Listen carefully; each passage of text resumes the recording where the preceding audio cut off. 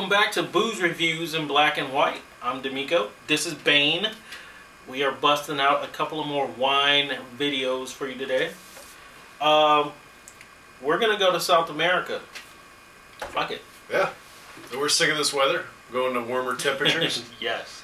We're going to start you off today with a Finca La Linda. Give you a better shot of that bottle there. We already pre-poured this guy, and we're looking at Mendoza region, Argentina. 14% alcohol by volume. I guess the main thing to understand is this is an unoaked chard, so we're not going to get any oak characters out of here. Yeah, so let's dive in. Maybe not. Well, yeah, never know. Still Fruity, minerality on the nose, a lot of stone.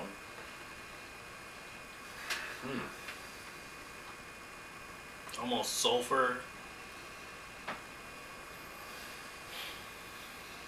This smells like it's got a lot more body Yeah. than I would expect an unoaked chard to have. It smells like golden raisins and like white grape juice. Yeah, I can see that white grape juice thing, yeah.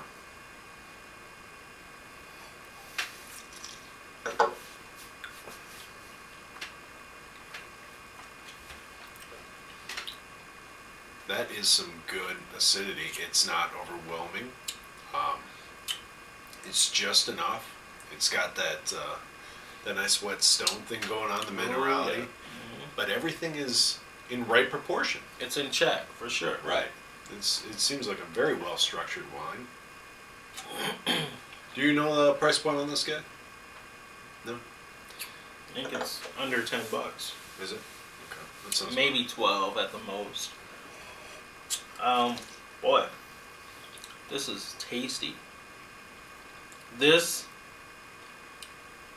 is very mouthwatering. The acidity is on point. Yep. This is a food wine for sure. I mean, it screams for even, some rich dishes, some seafood or like some creamy Parmesan sauces or something like that. A little fattiness to it. Some hard salami or anything like that. Yeah.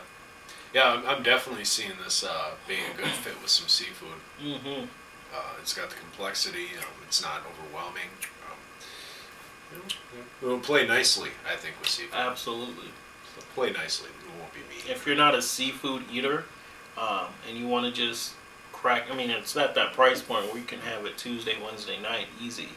I could see this going with some good pizza. Maybe not quite frozen pizzas because they tend to get a little sweet. But a nice pizzeria, your favorite pizza.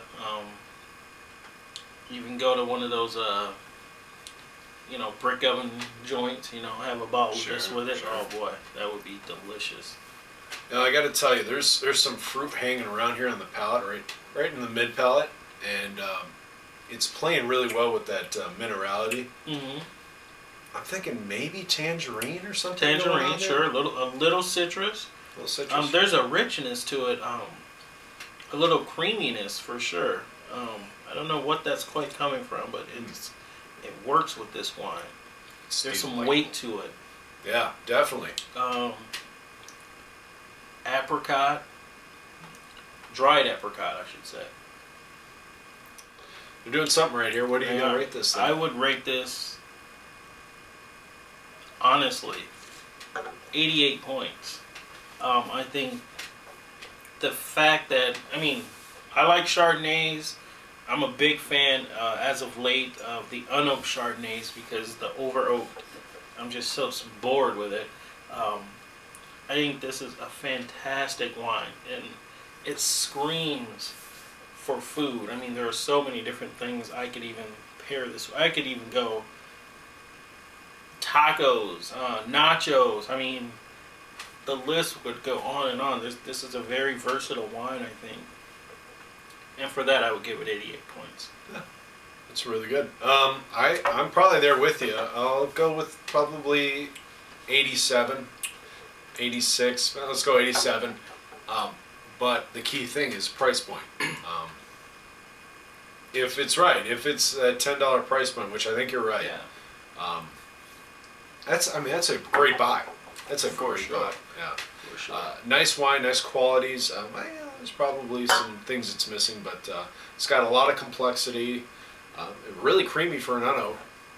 Yeah. No lactic fermentation, Well, maybe even assuming, without the oak. yeah. So that's where the creaminess is coming from. But yeah, I don't know. Let's move on. This is great. All right. The next one is Parque Chardonnay. This is out of Chile. 14% alcohol by volume, of course. Now this one is 85% unoaked, 15% oaked in French wood, I believe. Yeah. I'm almost positive that's what they said was French oak. So lightly oaked and French oak.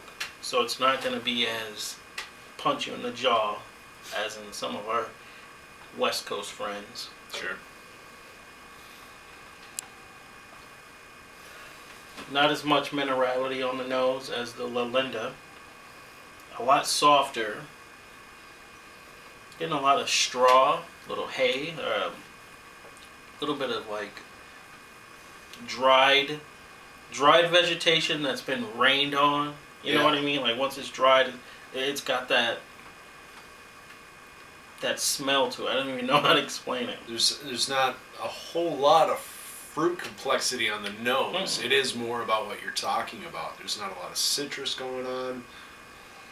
There's not a lot of really minerality. There's just that little oak component is there.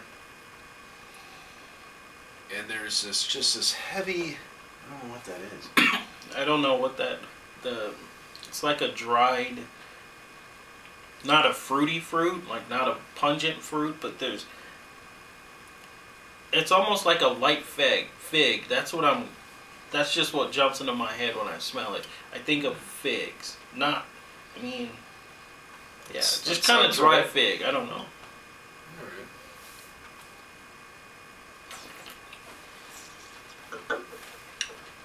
By all means, we're not experts. We never preach that we are. So we always, we try our best. That's all we can pretty much say. This is starting off a little blab. What are you thinking? I'm getting a lot more fruit. This is one of those wines that I'm glad I'm drinking it. For one, it's one of those wines that you smell and it tastes hardly anything like it tastes. Yeah, I'm not getting in those straw flavors, little vegetation that I did on the nose. The palate, there's still some major acidity there, but a little banana, little apricot, little almost fresh pineapple juice. Yeah, I'm getting that apricot again. That's a big component to this.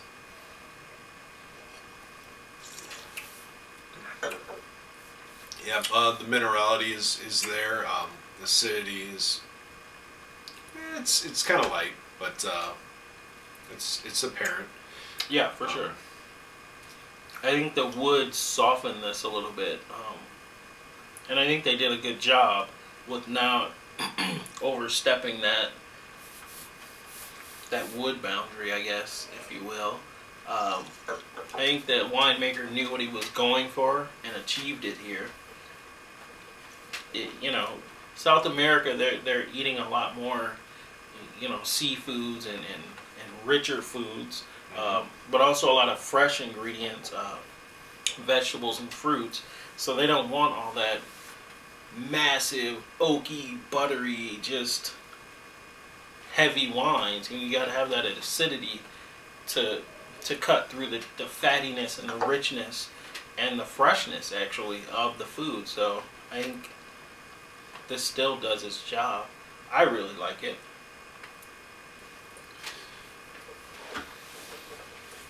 It's a pretty well-made wine. it's a little lacking on the structure, I think, on the finish. Personally, it's not my style. I'm going to have to shoot this thing in 82. Little letdown. What are you thinking?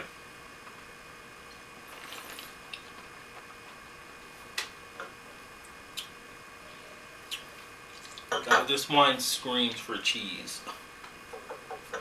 You know, I'm enamored with this wine. I think it's really well made. I think it's really good. I am going to give it 88 points as well. All right. 2 South American Chardonnays. For me, 88 points is damn good. Well, yeah, definitely check these out. They should be affordable. You should be able to find them almost anywhere, at least in our kind of area. Yeah, I think this is about the same. 20, or not 20, 12, maybe 14. I think this one's a little bit newer, up and coming. Yeah. The Linda. Give you another screenshot of that there. But yeah, the Parque has been around for quite a while. But yeah, seek these guys out. Thanks again for watching. Please subscribe, friend us, or like us on Facebook. Do all that stuff. Right. Pin us on Pinterest. Do what you like. Spread the word. We're on Pinterest already? I move fast, man. Fast movers. All right.